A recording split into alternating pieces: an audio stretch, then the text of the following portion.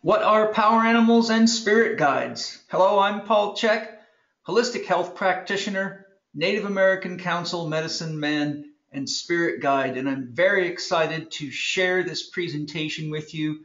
It is the first lesson of our What are Power Animals and Spirit Guides program, which will be followed by our workshop to help you access your power animals and spirit guides, where myself and Angie Chek will guide you deeper into the principles and practices of working with power animals and spirit guides to grow your consciousness, your self-awareness, your connection to the earth, to life, and to the cosmos and consciousness itself. So thank you for joining me. This course is for personal, professional, and spiritual growth and development. Anyone wanting greater connection to life and spiritual development is welcome. Power animals and spirit guides are not unusual for children to work with. In fact, often they can work with them more easily than adults. So if you have children that you'd like to expose, some of the material in the online training is quite comprehensive, but coming to the workshop is something that almost anybody can do if they have the ability to hold still for, a couple of hours at a time during the meditative or journey practices. But this program is really a great way to develop techniques to grow your consciousness, expand your creativity, and learn a variety of new and useful meditative and imaginative arts. And I think it's very exciting. I love this stuff. I use it every day in my life, and it's been tremendous help to me. So I'm excited to share more with you. Let's see what we have. Now, let's overview the program, the entire program, as I have developed it with Angie. At the bottom of the pyramid, you are now doing the first free online lesson, the introduction. What are power animals and spirit guides? Then once you choose to sign up, you have access to the preparatory material to get you ready for the workshop. That starts with online lesson 2, what is consciousness? I think it's very important to understand what consciousness is to the best of our abilities today, but I feel confident in what I've prepared for you. And once we learn what consciousness and how that relates to power animals and spirit guides, we'll go to the online lesson 3, the dimensions of consciousness and the 3 worlds of shamanism, so that I can share with you how our psyche can connect to multiple dimensions of consciousness. And I will break the dimensions of consciousness, or at least one model of them, down into the 3 worlds classically used in shamanism. So we have an understanding of fairly consistent shamanic concepts worldwide. Then in online session 4, or lesson 4, understanding the psyche and how we can interact with power animals and spirit guides for healing and spiritual growth, where I'll explain what the psyche is and help you understand how we can use our psyche and its connection to and through consciousness to connect to power animals and spirit guides, which I think is very helpful for people once they understand the psyche. Some of these sort of mysterious things aren't quite as mysterious, which makes it easier for people that might be left brain dominant or more scientific in their viewpoints or apprehensive to have a sense of logical, rational connection to the material. Then in online lesson 5, we learn different ways we can connect to power animals and spirit guides, and I share several different possibilities for connecting with power animals and spirit guides based on various approaches that have been investigated either metaphysically or scientifically. Then we come to the lesson 6, which will be the live workshop, guided power animal and spirit guide retrieval. Online version will be available in the future but right now we're working from a live workshop. You will also have an option for a 2-day event, the first day with me and the second day with Angie, which I outline in a little bit here. And then we have an offering for you once you're at the workshop or you've done this material up through lesson 6 once it's online, to do advanced live online training with myself and Angie. And so that would round out the program. The advanced training will take you much deeper into these practices and teach you many ways of working with your power animals and spirit guides, and important things such as how to prevent working with negative entities or dark forces, and how to really master the use of your psyche and gain the support you need to live your dreams and create them with minimal obstruction, and to have the deep connection that I enjoy, knowing that you're never alone, that the universe is always supporting you. And that certainly has done a lot for me. And my goal and Angie's goal in the program is to give you the confidence and the skills to have the support you need to really grow and feel connected to yourself spiritually and connected to the world and to life and the universe spiritually. A little bit about my experience with power animals and spirit guides to begin with. In the image, the above image you see on your screen are 7 of the 11 power animals that I work with most often, most every day. And it's a very, very exciting experience, and I'm really, really excited to help you have the kinds of experiences that I enjoy and that many of my students around the world have come to enjoy through the principles and practices that I will share here in our workshop and in our online advanced training program, and that I teach in our holistic lifestyle coaching and Chek 4-quadrant coaching mastery programs. Some of the information in this program is extracted directly from our HLC program and the Chek 4-quadrant coaching mastery program.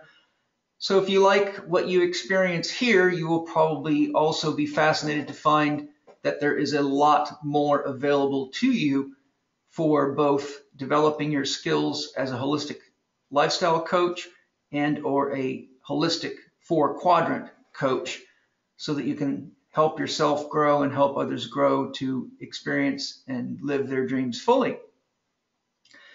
So a little bit about me, just so you know what my experience with power animals and spirit guides is, and just to give you some awareness that these are not intellectual concepts for me. These are living experiences that I work with regularly.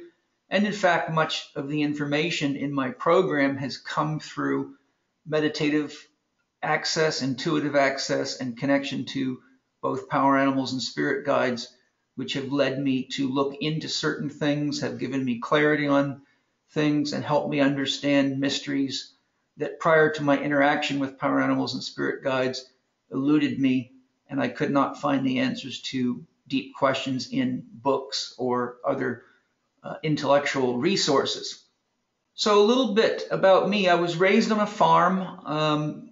We moved to Vancouver Island when I was 12. We had a pig farm in Idaho, and then we went to Cottage Grove, Oregon, where we raised sheep for a while, in transition to moving to Vancouver Island, where we had a large sheep farm and our own woolen factory, and we had a wide variety of animals. We raised our own produce, which we also sold. We sold firewood. We lived predominantly off our farm. We ate our own food, animals and produce, made our own bread, made our own butter, our own cheese, our own ice cream. So there really wasn't too much that we needed from stores, and what we did get from stores usually came from the local co-op, where we were able to get organic food. And my father didn't farm 100% organic. He was what is called a mixed farmer. He used a little bit of the more modern technologies mixed with organic concepts, which he felt was best based on his experience. My father was the head of the Comox Valley Farming Association on Vancouver Island for quite some time. My family spiritual development first came from Christianity. My mother was a Christian Scientist when I was born, and that went on until I was 12 when she joined the Self-Realization Fellowship, which is the teachings of the Guru Paramahansa Yogananda. If you haven't read the book Autobiography of a Yogi, it gives you a great overview of Yogananda, his teachings, and his philosophy, and it's a fantastic book. You can get the audio version, which is narrated by Ben Kingsley. It's very, very good. In my experience with the Self-Realization Fellowship, I had the opportunity to learn from many of Paramahansa Yogananda's monks. We went to Sunday temple sessions where we practiced meditation, and the monks gave us lessons, and they often included things like various types of exercises, breathing techniques for deeper meditation. And when I was 15, my mother sent me away to summer camp where I got to spend a summer with the monks at the Lake Shrine in Los Angeles. And I learned more meditation techniques and learned a lot and gained a lot of clarity from living with the monks and the counselors and experiencing the way of living that Yogananda taught them, which included daily exercise. They shared their concepts on nutrition. They taught us a lot about maintaining an inner state of balance and harmony and equanimity, which I'm still learning a lot about every day of my life. It's a long time practice, that one. And they were able to answer questions I could not get answers to in any of the churches or church books, nor could I get clarity on some of the things in Christianity that I found self-contradictory and confusing. So I gained a lot of trust in the monks and felt a lot of love and support. And that gave me the basis of my spiritual development and has helped me throughout my life and does so to this very day. And I still return to the teachings of Paramahansa Yogananda from time to time because of his great clarity on many interesting things and practical things. I've had many deep mystical experiences that began around the age of 12 and have continued onward to today. Power animals and spirit guides have been an important part of my own spiritual growth, and I interact with many of the different power animals I work with, which is at the current time are 11. I have 4 primary spirit guides that I interact with most. And I've gained a tremendous amount of comfort, knowledge, and connection, and just a feeling of deep peace that there's much more to life and the world and the universe than our programmed ego mind often allows us to experience without the guidance of a skilled teacher who knows how to open the doors to the mystery, so to speak, and guide us to expanded consciousness. And I'm hoping that through my presentation today alone, you can get quite a lot of awareness and have a chance to meditate on some of the things that I share. And as I often say to my students, don't believe a word I say. I'm inviting you to share in what my understanding is from my life of exploration. I'm 56 years old now. I began this career that I'm in as a holistic health practitioner and coach and therapist and trainer of athletes 32 years ago. And I've used my spiritual teachings and practices as a means of helping me heal or conduct healings on many people and work with people that were very complicated. And I've been very well nourished and rewarded for my willingness to reach beyond myself and get help from the sorts of consciousness that I will share with you in this program. I took a training course in medical Qigong from a lady named Regina Gill, probably about, I would guess maybe 12 to 15 years ago. And around that time, I began learning Tai Chi from Master Fong Ha, who gave me the background training and basic training to then cultivate a deep awareness of the power of Tai Chi. And I worked to simplify the concept of Tai Chi so that people with busy minds, which is most of the people that I consult with or work with as patients and clients, could use the principles but not have to worry so much about technical forms, and could learn to harmonize biological oscillators and get into peak states or higher states of consciousness quite easily. And those practices I've continued to this very day. And most days of my life, I either do Tai Chi or some form of Qigong or meditate or both. It's very rare that I don't do one of those or a combination of those on any given day.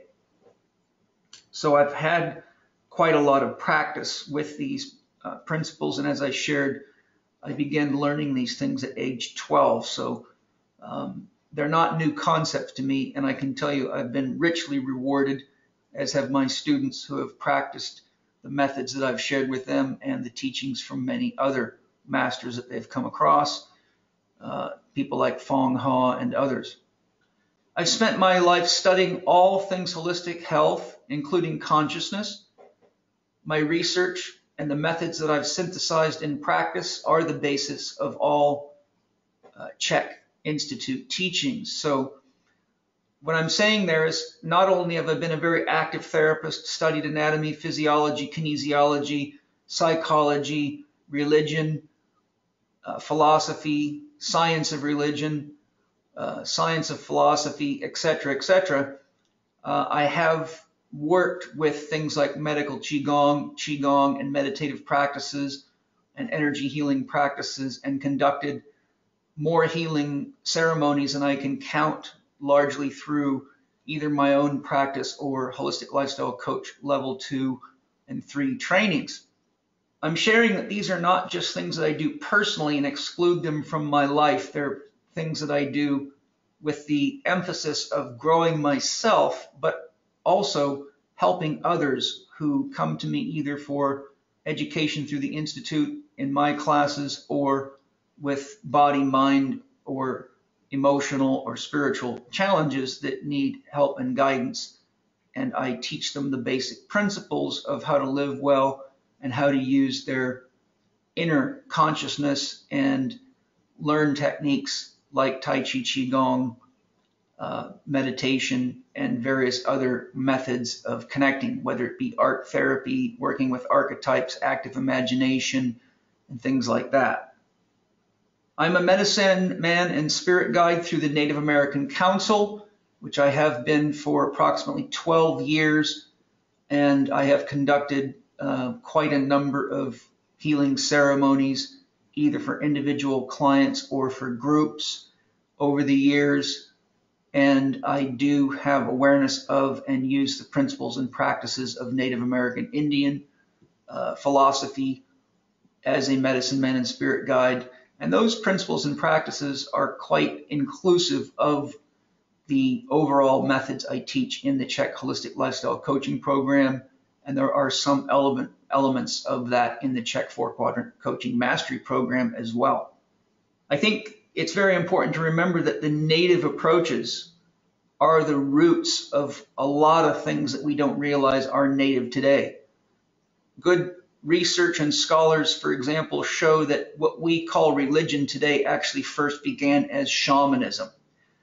And what we call medicine today really has its roots in what native cultures did and practiced through medicine men and shaman. And many of the drug formulations used today by drug companies were actually stolen from native cultures around the world, and that continues to be true today, sadly. My dream in this program is to share a way of relating to life through consciousness that helps alleviate aloneness and opens you to the magical mystery of consciousness. And it's in caps because I'm differentiating consciousness as the consciousness that is that which is behind the universe from individual consciousness, which I call conscious of, and I will explain that in great detail in the program. And then I'm speaking of the mystical, magical mystery of existence, of love and life. And my dream is to inspire you to live fully, to be well-rounded, and a whole human being that isn't afraid of life or death. I'm very grateful to have had the experiences I have had. I have bumped up against the edges of death many times in my life, racing cars, racing motorcycles, unfortunately in some combative experiences, and also some deep, profound experiences through shamanic practices that opened me right up to the, shall we say, the rainbow bridge. And so I'm happy to be able to live my life not only fully, but to have lost my fear of death and actually come to the point in my life where I'm excited for the day that I leave this domain, but at the same time want to live fully every day while I am here. And I would love to inspire you to do the same. Death's going to come whether we like it or not, so we might as well live fully every day. And learning to interact with power animals and spirit guides, I think, just adds more life to life in my experience. So a preface here, I've done my very best to reference the images in this presentation wherever possible. If you see any images or diagrams without references and know how to contact the author, please forward that information to me at the email address on your screen. As I'm sure most of you are aware, many images get traded and borrowed and reborrowed over and over again. So some of the images that I included in the presentation I thought were great means of explaining things, but if I could not find the original author, I could not resource that. So I've done my best wherever possible, as you'll see, but I would also be more than happy to contact any authors of images for their permission if you see them in the presentation and know how to do that. So thank you for your support in that way. So lesson 1, learning objectives are to discover the 4 realms from which we gain spiritual support, to learn about the cross of conscious development, the interrelationship of the objective and subjective worlds of perception, to recognize what the transcendent function is as a means of appreciating how working with power animals and spirit guides can cultivate higher consciousness, and to recognize the different types of spirit guides and power animals that support human growth and development toward higher consciousness and greater freedom. So let's begin our introduction. What are power animals and spirit guides? That's a big question. I thought before I would dive into the deeper stuff, it would be important to just clarify that for you right up front. And I will draw on some quite potent authors' resources to help gain some clarity for you. The Urban Online Dictionary defines a spirit animal as follows. So totem animal, power animal, and spirit animal are interchangeable terms used by different groups or different tribes or different sources, but spirit animal, power animal, and totem animal are all essentially the same signifier, just packaged differently. Our definition says, in pagan religions and systems, a spirit animal or totem is meant to be a representation of the traits and skills that you're supposed to learn or have. Saying something or someone is your spirit animal is a statement that the said person or thing is a representation of you or what you want to be. So that's one useful definition, and we will certainly work with that and expand beyond that, as you will see as we go. Spirit guides, angels, or more evolved beings from higher dimensions may project themselves into an individual's conscious awareness as a power animal or spirit animal to help or guide them. They generally take on the animal form most suitable to the individual and or the task at hand. Excuse me. So what I'm saying there, and I'll get into this in more detail, higher, more evolved beings often do not show up in human form. If they feel it's more appropriate to show up in animal form due to the conscious structure and the way that person relates to life, the world, and themselves, they may choose to manifest in your consciousness as a spirit or power animal. Most people, even atheists, have more likelihood of connecting to an animal form or an animal presence than they do things like angels or spirit guides that might be a little bit too out of the box for them. And if that's the case, they're unlikely to even see those things other than fantasies or phantasms or waking dreams or sleeping dreams, and are not likely to give any credit to them or connect to them for deeper growth and development opportunities. Now, according to Cindy Dale, and Cindy Dale is somebody I have tremendous respect for, her knowledge of science and her capability as a healer and a teacher are unbelievable. So according to Cindy Dale, there are 4 basic realms or worlds from which we receive spiritual support. Number 1 is spirit and spirits. She says this is the least concrete but often the most powerful. It is centered in the divine or spirit, the one before all others. Surrounding spirit is a pantheon of helpers that have never incarnated and yet serve humanity, seeking to help us mature and evolve. The angels are the most well-known of these groups. And there's a great book by Rupert Sheldrake and Matthew Fox. I believe it's called The Physics of Angels. So if you're interested in more about angels, you can look at that book and or listen to it on audio. But the book gives statistics on the percentage of people that have seen or experienced an angel, and it's pretty surprisingly high. I don't remember the exact number, but it's definitely up there. It's probably, I'm guessing, around 2/3 of human beings surveyed, which is quite high.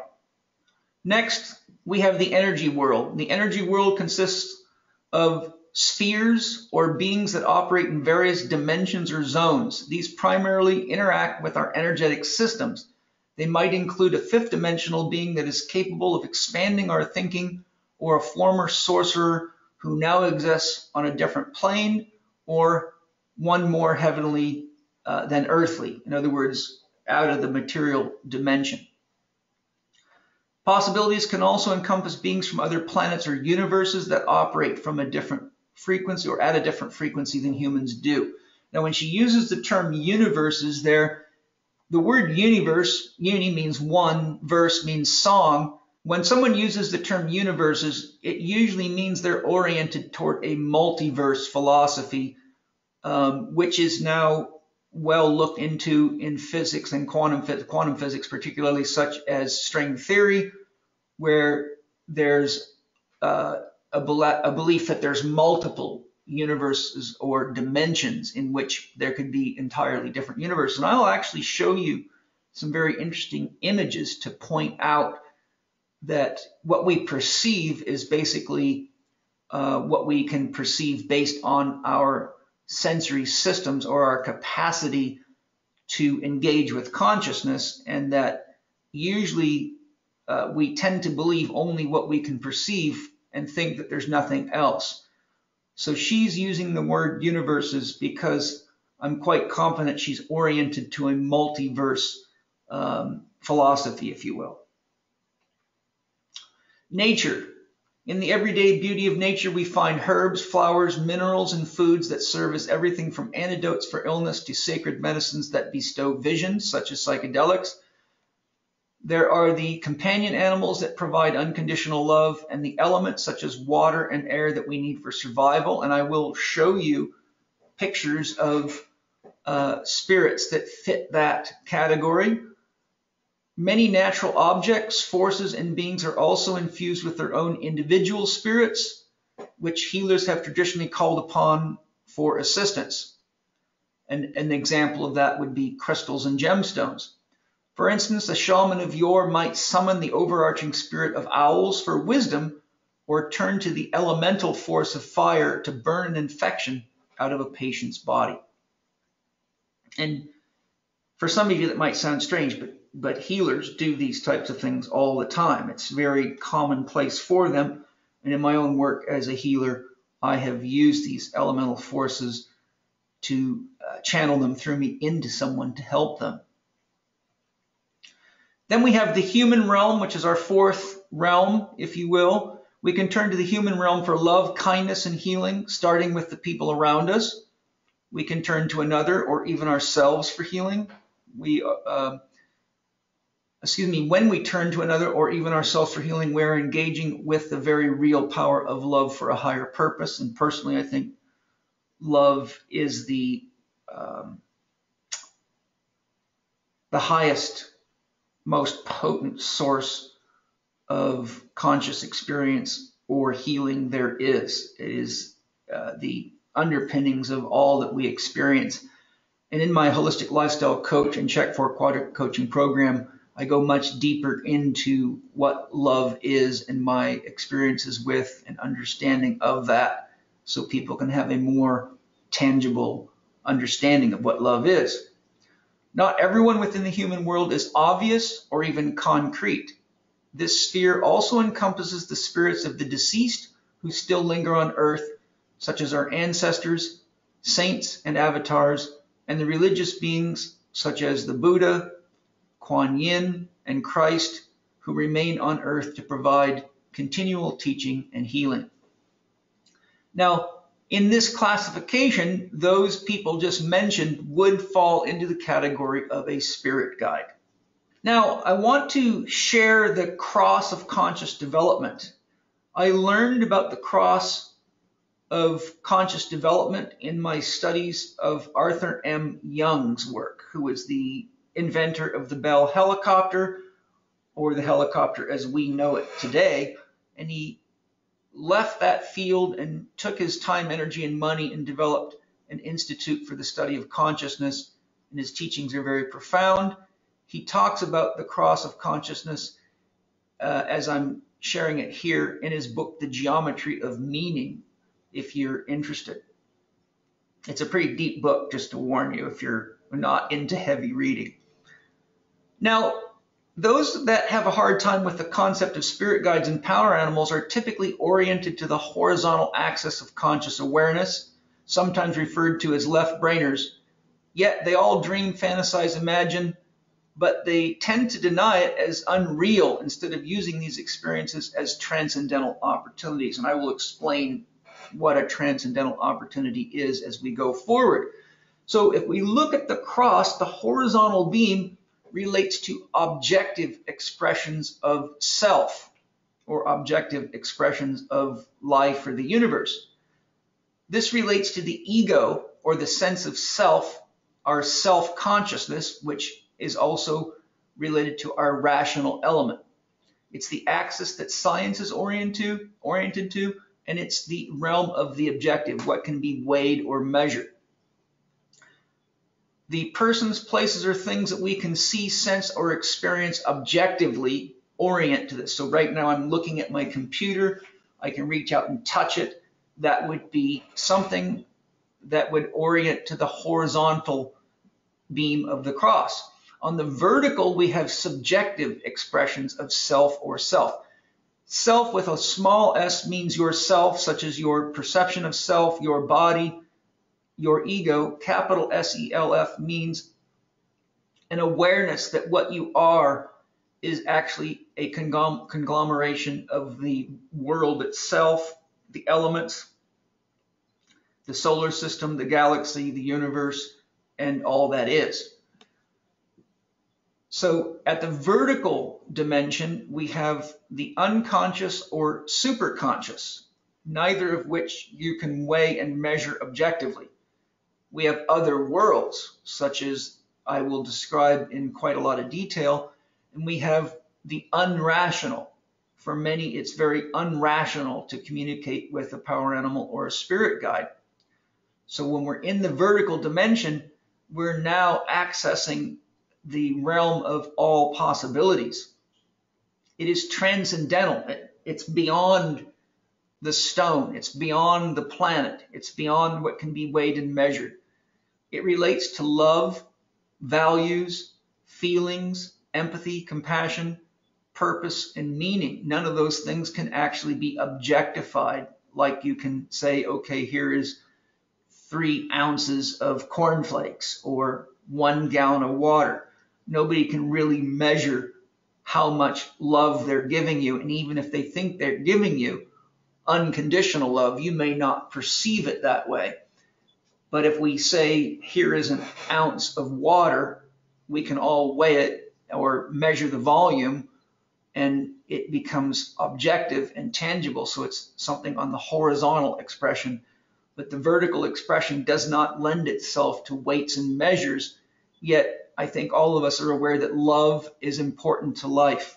What would life be like without love? Values, feelings, having empathy, or the ability to feel other people, compassion, the ability to understand other people, to have a sense of inner purpose, which nobody can measure but you, and meaning are all very important. And self-awareness. Self-awareness, again, capital SELF, means awareness that the ego construct, ego's sense of division, is actually quite a quaint, powerful, but useful illusion. And then imagery. We cannot weigh and measure our inner imagery. For example, your dreams. We cannot objectify dreams. No one can give you an objective assessment of what a dream means. But if you, for example, make a sculpture out of clay, then we have something more objective, but we can never agree upon how beautiful it is or how valuable it is, other than what you can sell it for, which would be the objective expression. But how valuable it is to you as a person cannot be weighed or measured. Therefore, it's in a vertical dimension. Now, a little meditation I'd like to offer you. If you're willing to explore what is most essential to you, then is it the things you can weigh or measure? And it might be worth writing some of these things down for yourself, and you can just pause the video once I finish the explanation and do this. I think it might be very, very helpful. I've done many of these types of things in my life. Is it the love, feelings, connections, images, and mysteries of life that are more important to you than how much money you have in the bank, how big your muscles are, how much weight you can lift, if you have perfect boobs, if you have the car that's cool and hip, etc.? What would the objective mean to you without the subjective? So if you had all the money and all the beauty in the world and everything you wanted, but you had no ability to love, to value, to feel, to have empathy, compassion, or find purpose or meaning, or figure out what the self really is, would you be happy? Would you be whole? Those are deep questions. What occurs if you are overly oriented to either the subjective or objective? So if you did not pay attention to things like paying the bills, having enough money, being on time, being at a certain place or destination. So if you're going to take a class, you've got to show up in the class. If you were overly objective or overly oriented to the subjective, and let's just say you spent all your time meditating but never really went out into the world and put it into practice objectively, and behavior is objective. We can film behavior. We have means of assessing behavior. Would you be better off? So the meditation is really taking a look at what happens if we're oriented to one aspect of this cross of consciousness, so to speak, without adequate or balanced orientation to the other.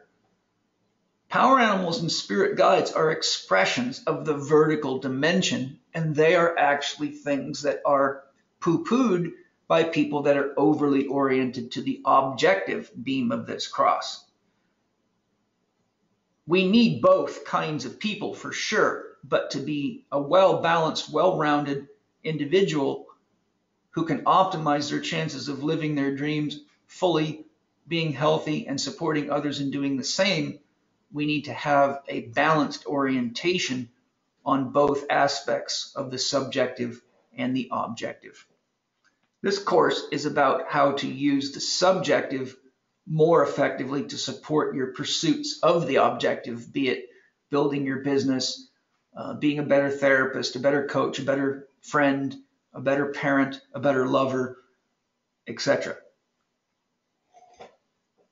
Or even making a better living. I've used the vertical beam to help me put together education to make a good living so that I can enjoy living the lifestyle that I want to do.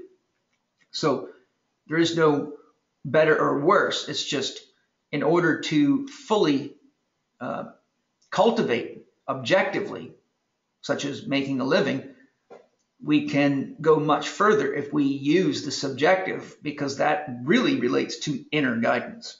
Now, to grow is to transcend limitations. Growth can only occur if we cultivate the awareness needed to see where our beliefs and behaviors or actions are limiting us. To grow is to transcend and include. So as we grow, we may have once been an angry person, but maybe we've grown more equanimity or balance within ourselves. But that doesn't mean we stop being angry when being angry might be important, such as if someone's trying to mug you or steal something from you or abuse you or victimize you. Sometimes there's a purpose for anger and it could save your life. So I'm saying that we transcend and include. We don't transcend and exclude.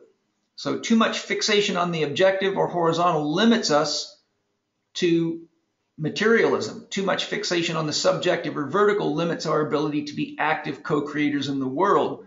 And we create first through thought, which is subjective, then through word, which is more objective, but as any lawyer can tell you, that's tricky too, and then deed. But we can't doubt the deed. If we plant the seed and we water it, it grows. That's objective. If we show up to work on time and do a good job, we get paid well and get promoted. That's objective. That relates to deed. But we have to have the thoughts and the words to do those things. So to transcend means that we use the kind of training and awareness I'm sharing here, and others, of course, to grow ourselves, to transcend our previous limitations. And as we grow, we feel more whole, more connected, more loved and more loving and more safe. And I think that is most important for all of us in the world, both individually and collectively, especially at this time in the world. So now I'm going to give some comments by Jung on the transcendent function, because he wrote quite a lot about this. There's much he wrote about transcendent functions and transcendence. So I'll only share a few quotes that I think are relevant to this discussion and to keep it from getting too long. I have more of this kind of stuff in my Chek 4-Quadrant Coaching Mastery Program, which is a very deep self-healing program, first and foremost, and a program to help you coach others or be a therapist, anybody working to guide others.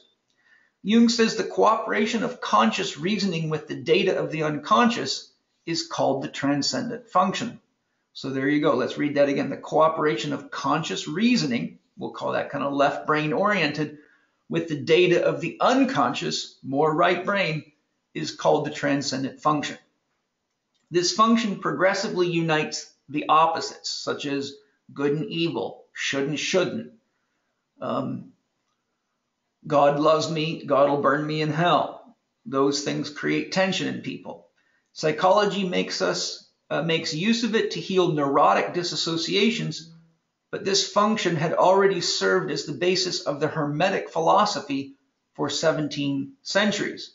So he's saying that what was part of the Hermetic philosophy for 17 centuries is now being used by psychology.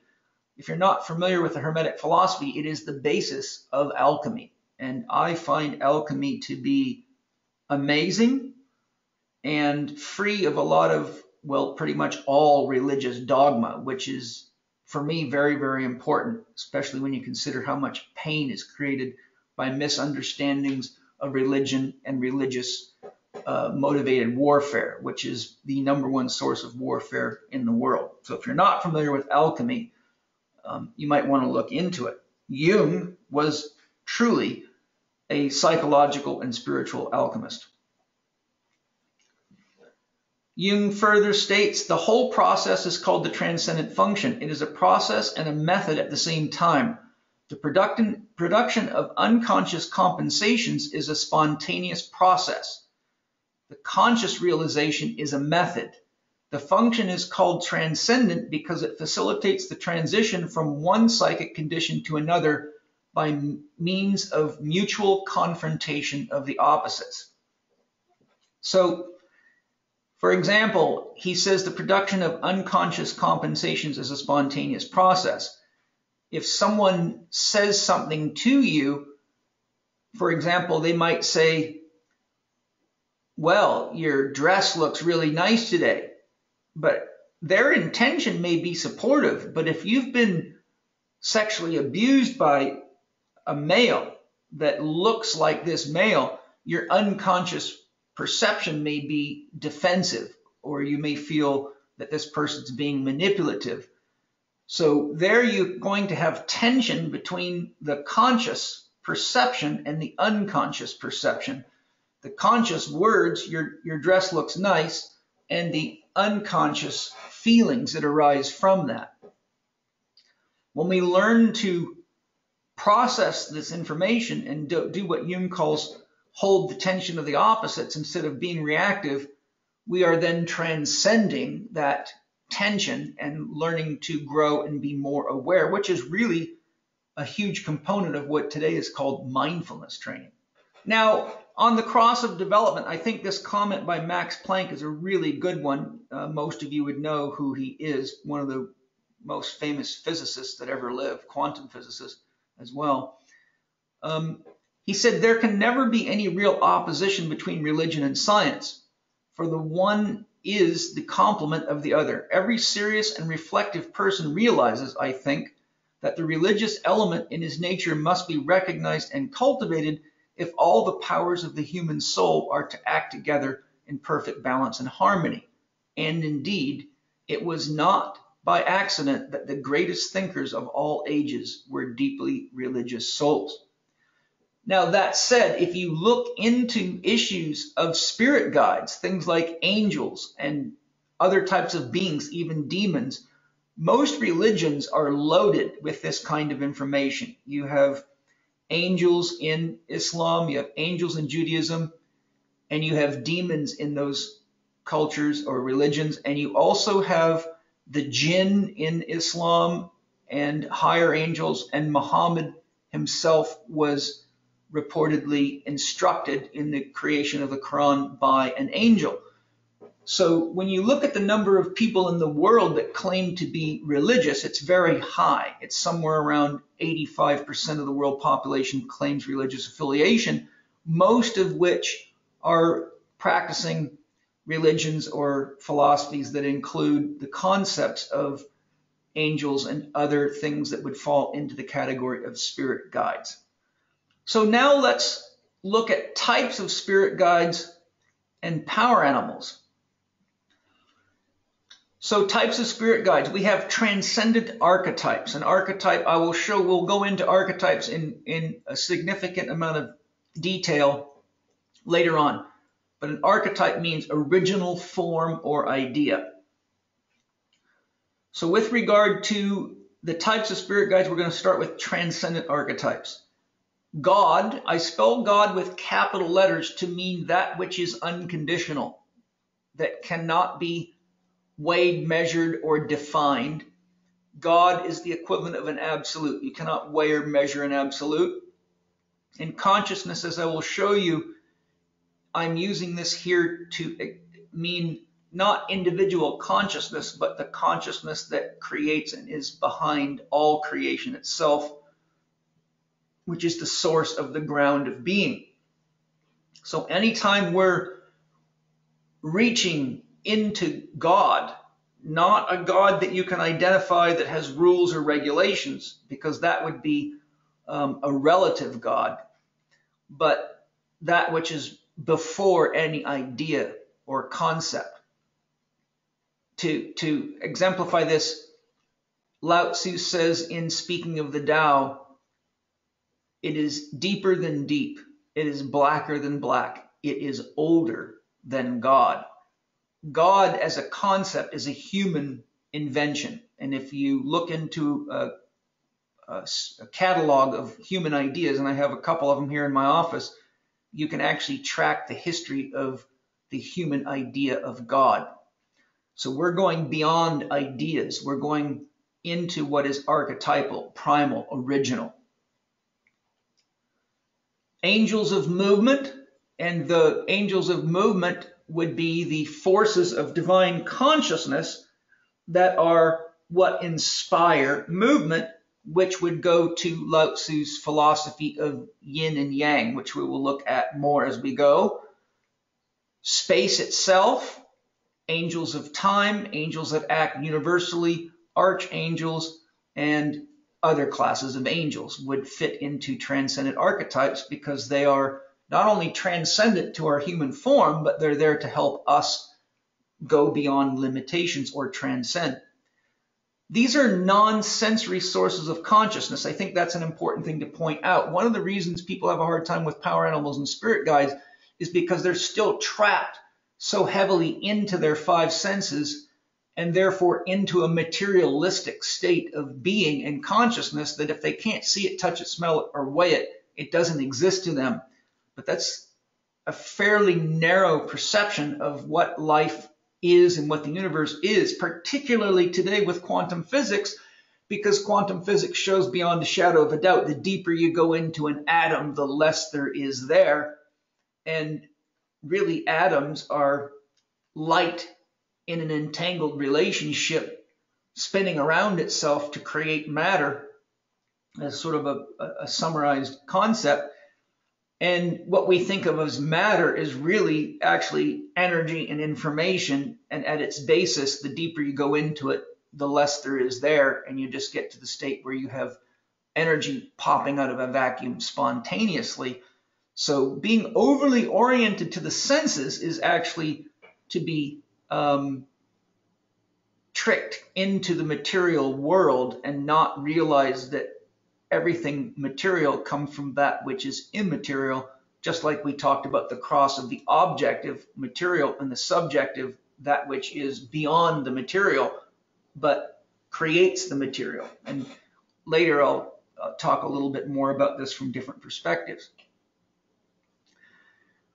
Now, cosmic consciousness, Ken Wilber uses a K, which is a Greek term, instead of C, because when you use COSMIC, it means only the rocks and stars and particles and gases that you can look at through a telescope. So that would be called the physiosphere, physical things.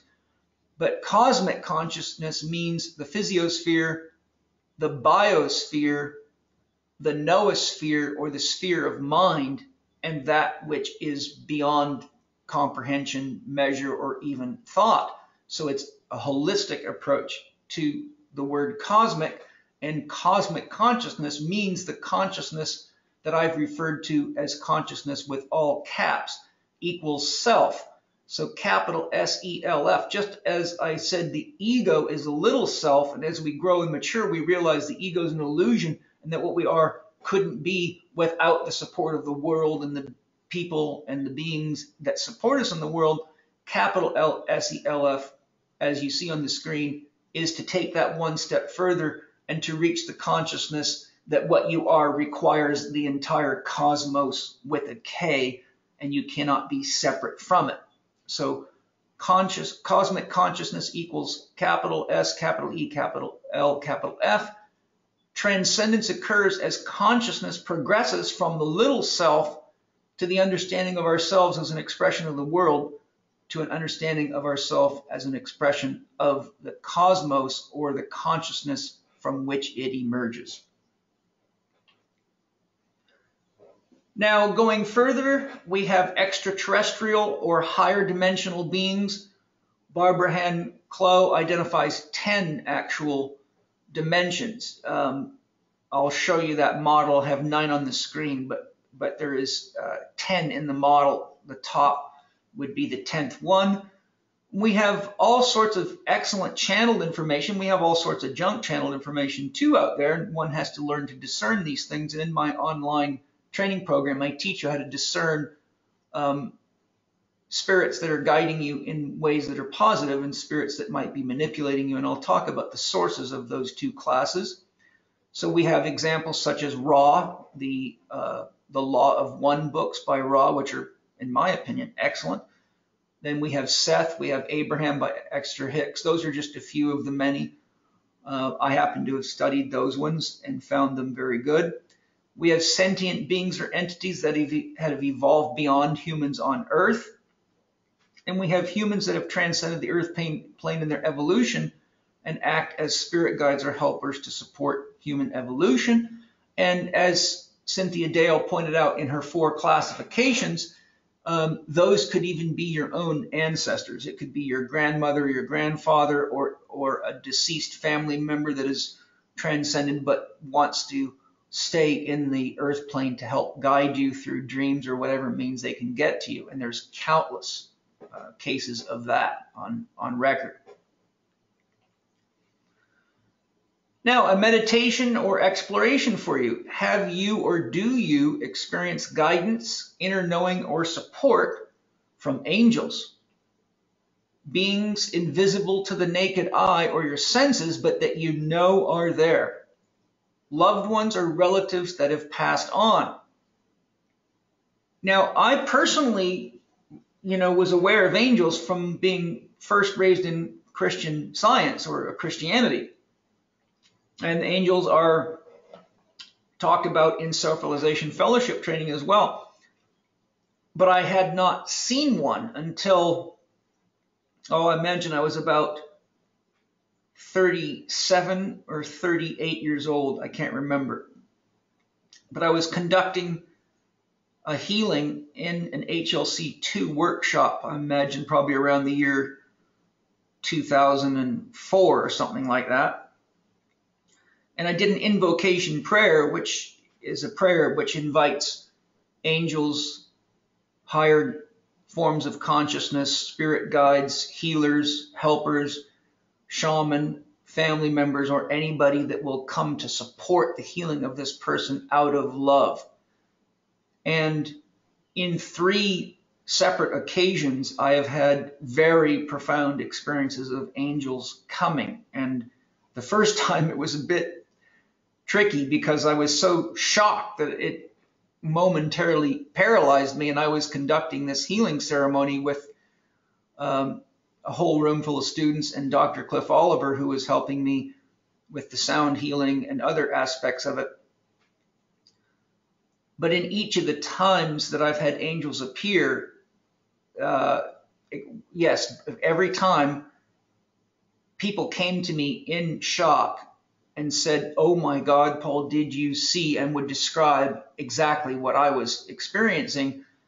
And those are usually my students that are more open, that have done more meditative or inner work, and therefore have opened their 6th chakra or 3rd eye enough to see what the senses cannot pick up, but what is referred to as non-sensory or spiritual information. So the question is then for you to meditate or explore, have you ever had experience, guidance, or inner knowing or support from angels, beings invisible to the naked eye, or loved ones or relatives that have passed on? Because if you have, then the whole concept of power animals and spirit guides is already active in your life, and it is not something airy-fairy, mystical, or unbelievable. We have archetypes of the collective unconscious. Here's an example from Carl Jung's own spiritual development and practice. This being he painted, and he was an amazing artist. If you haven't seen Carl Jung's art, you can look at The Red Book by Carl Jung. It's amazing. Carl Jung was a really well-rounded, amazing human being. I've got his entire collected works. I've probably got 80 books on Jungian psychology by Carl Jung and Jungian analysts, and they're very, very evolved people in general. And this was the archetype of the wise man that Carl Jung interacted with regularly to ask deep questions to, and his name was Philemon. And I also interact with spirit guides like this. In fact, Carl Jung is one of my spirit guides, I'm happy to say, and he's helped me with a lot. So I'm grateful for Carl Jung and his willingness to help people who are conscious enough to connect to him, that are working from the earth plane to help other people.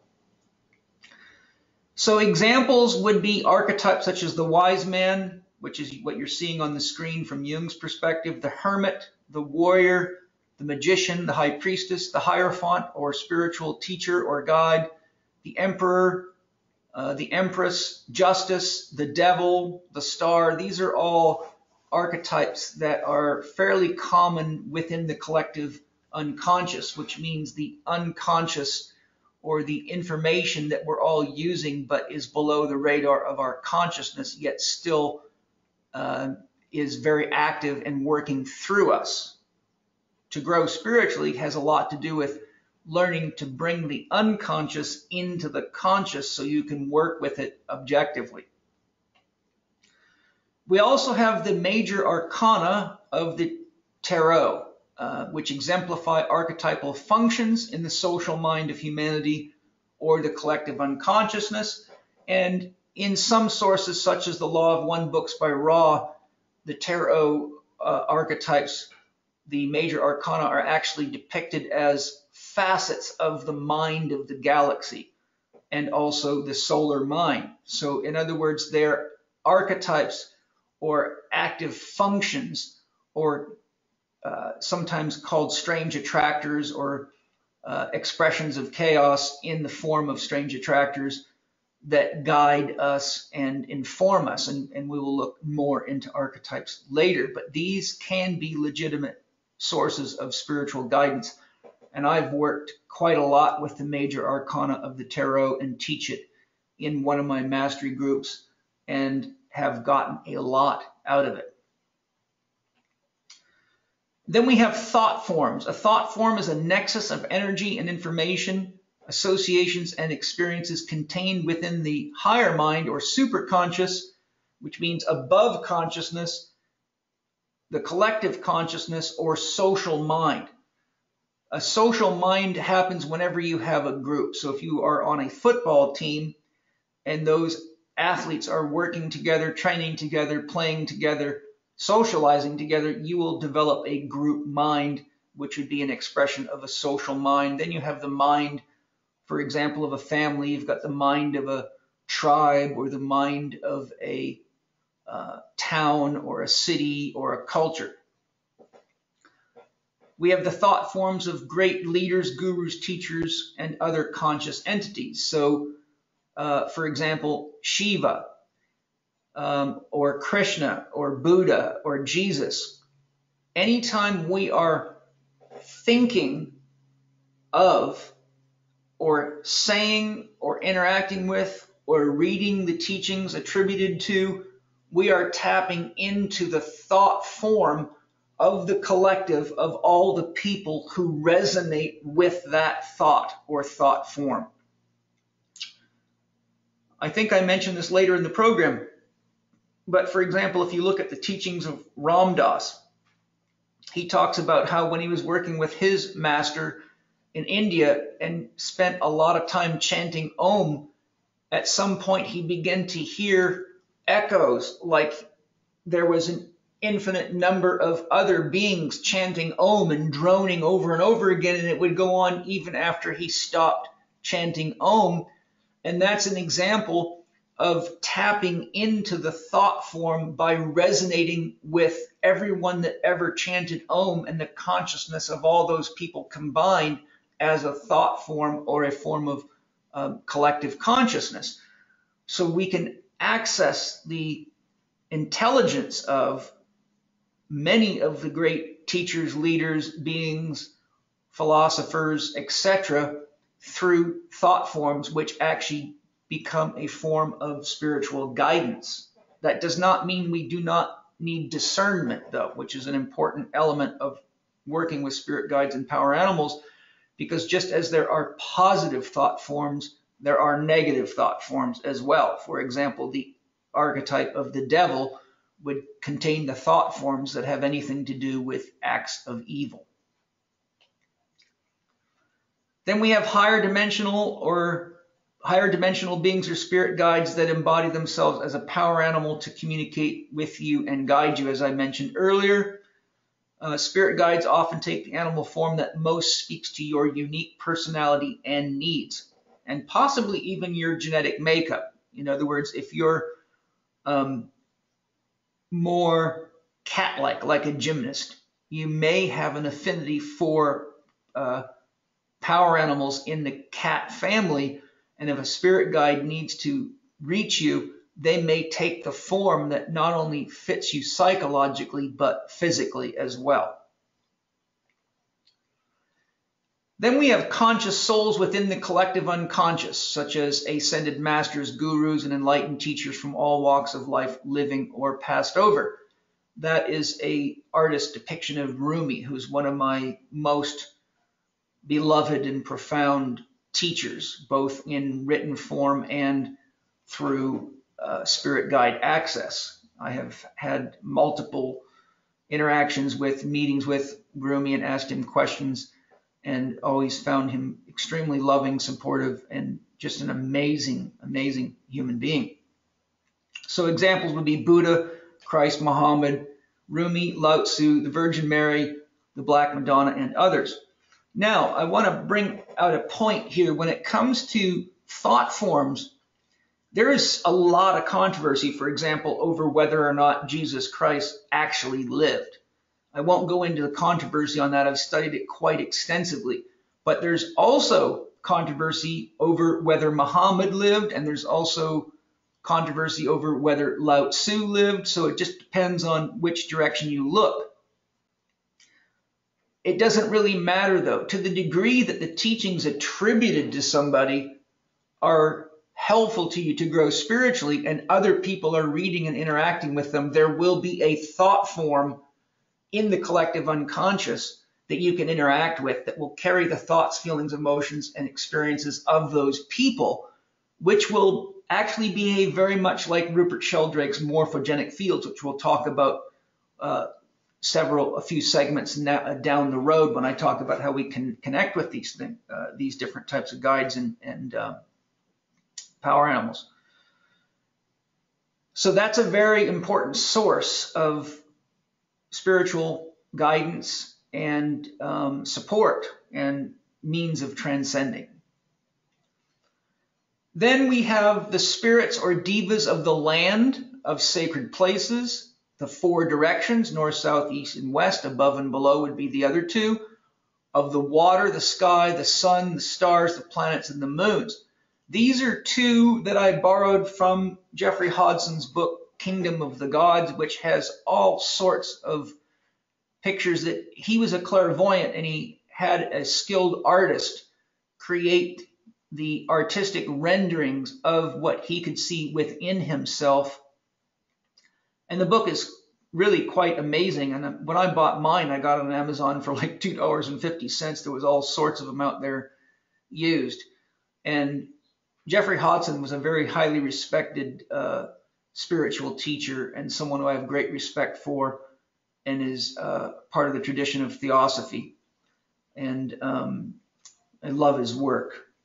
And so there is a water diva, and above that is a diva that is probably the diva of the forest there, or possibly the diva of that place.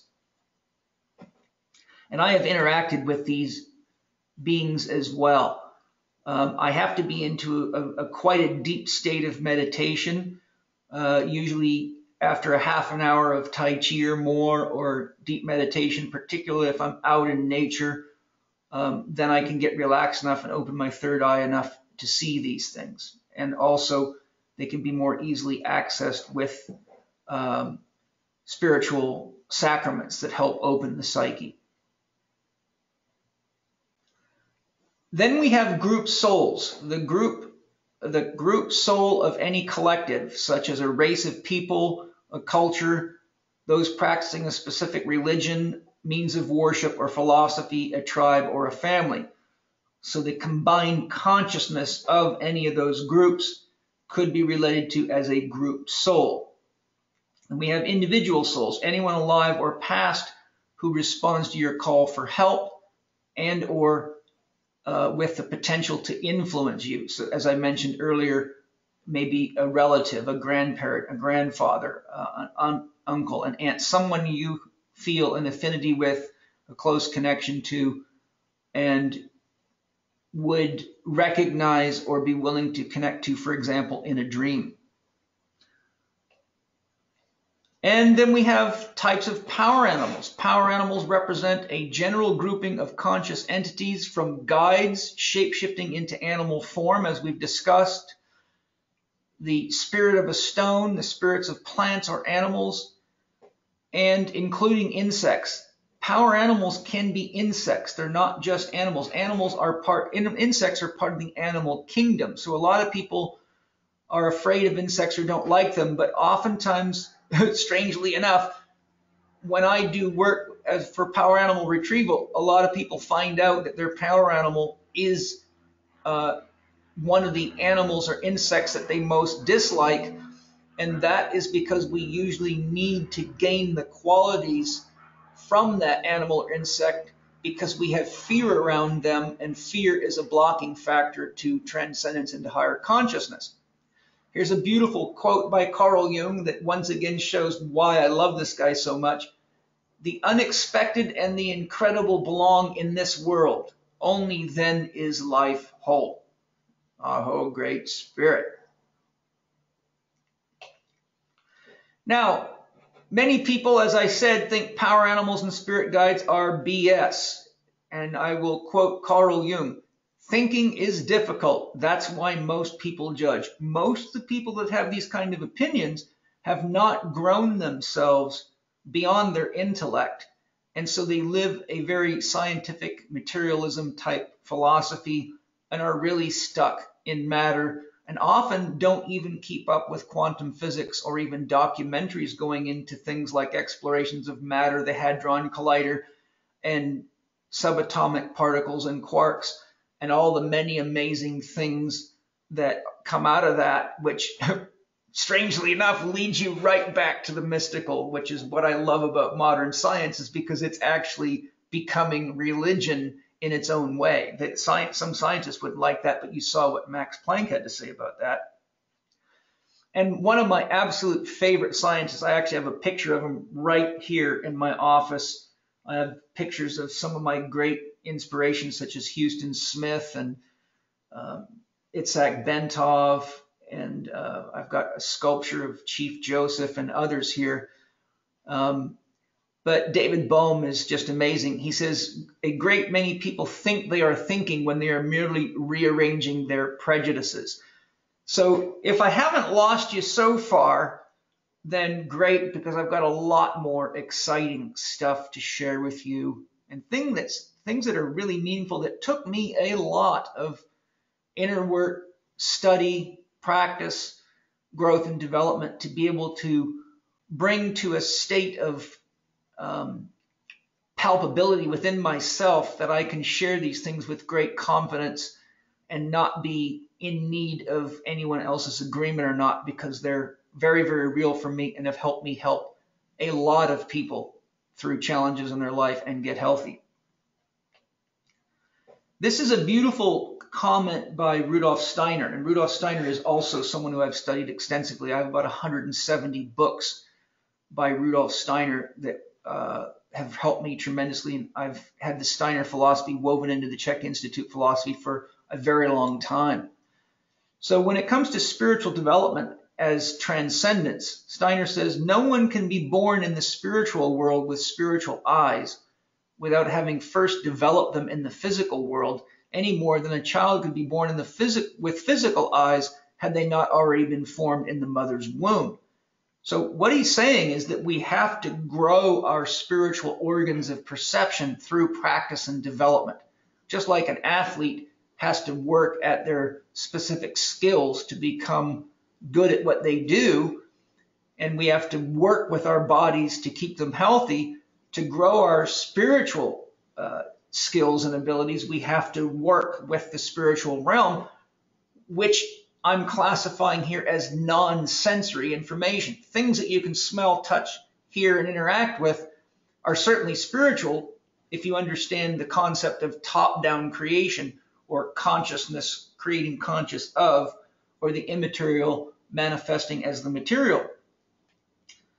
So all things are really spiritual, but when we're talking about spiritual development or spirituality, we're talking about it not only from learning to behave in ways that are more conducive to love, but we're talking about the spiritual world as that which is beyond the sensory world of the five senses, but can be accessed through the voyances such as clairsentience, clairaudience, extrasensory perception, remote viewing, and things like that.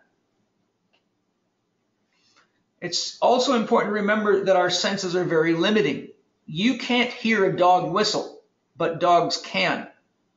So to be dogmatic about spiritual things such as power animals and spirit guides is the equivalent of being someone who says just because you cannot hear the dog whistle that there's no sound there, yet here comes a dog running to it every time you blow on it. And as you see in my picture of the electromagnetic spectrum, our senses, our eyes only pick up what you see in this tiny spectrum, but the rest of this, we do not even have a means of knowing it is there unless we have an instrument that can measure it. And what we have instruments to measure is potentially only a small fraction of what is actually there, because every time we grow our technological abilities, our scale of measurement gets bigger. So when you're trapped within your sensory system, the universe shrinks to what you can fit into a few holes in your head, metaphorically, which is related to the horizontal beam of the cross of consciousness. But there is much more to you, the world, and the universe.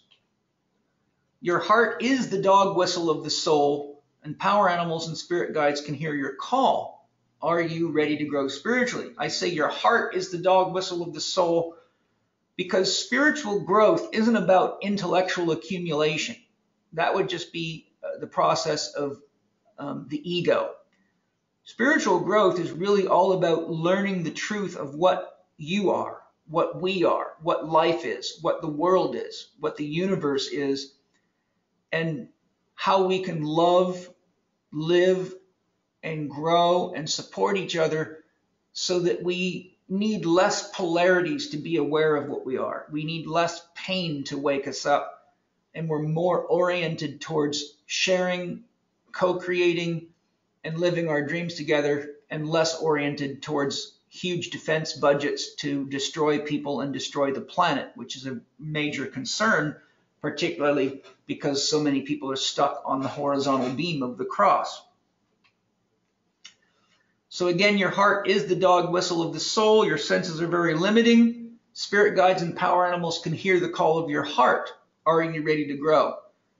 Spirit guides and power animals, in my experience, won't show up just because you're kind of trying to disprove them and saying, okay, are you there? Where are you? Where are you? Acting kind of condescendingly.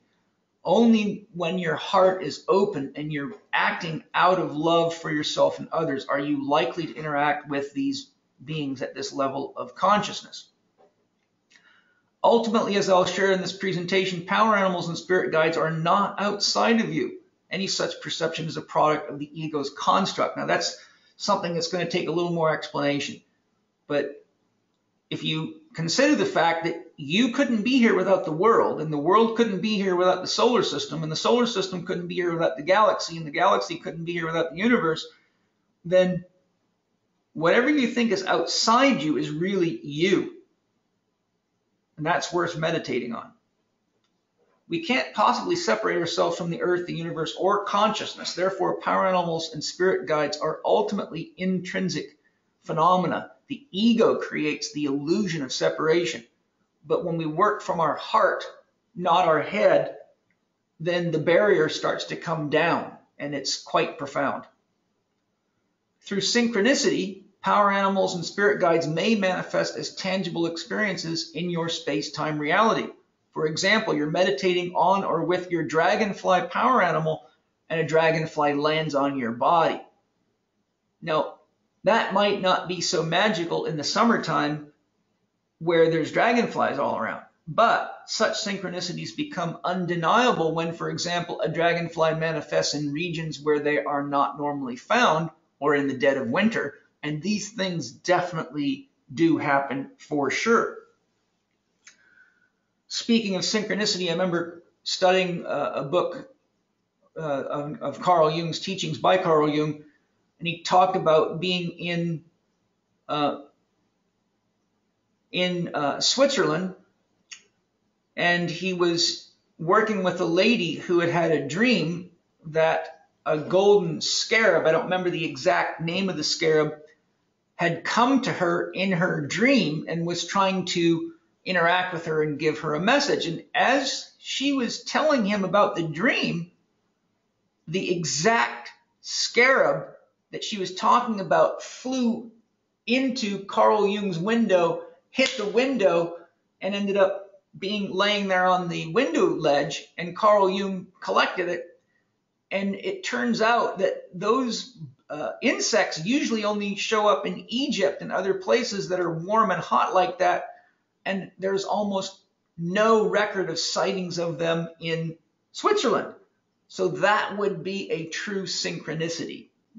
Much more powerful than just being outside in the summer thinking about a dragonfly when there's dragonflies all around and one lands on you. So synchronicities are real, and those synchronicities are indicators of when our mind and the collective unconscious align themselves in synchronicity with events that are actually happening and can be deeply meaningful and touch us very deeply.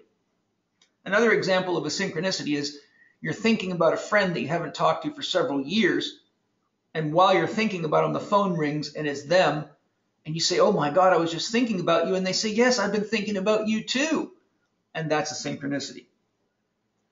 So I hope you found this introduction very exciting. You can start your journey now by doing your online preparatory training and sign up for Discover Your Power Animals and Spirit Guides workshop with myself, Paul Chek, and Connection to Nature or to the Nature Spirit World with Angie Chek.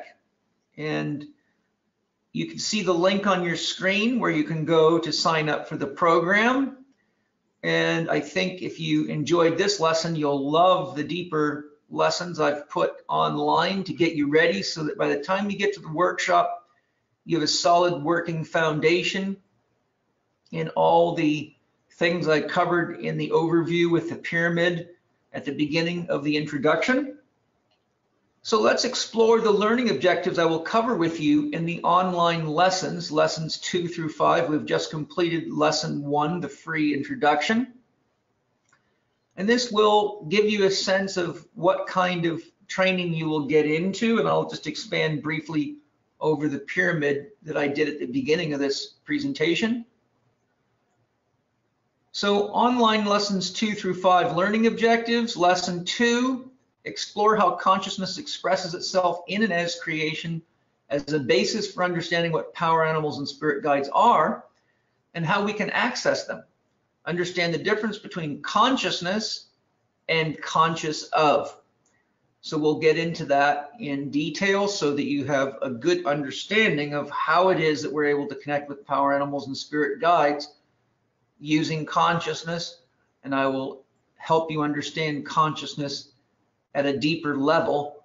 And many of my students in my Chek Institute programs, such as Chek 4 Quadrant, Chek Level 4, and HLC training, find this kind of training very, very fascinating and useful in their lives. In online lesson 3, we'll overview the dimensions of consciousness and the 3 worlds in shamanism and other traditions.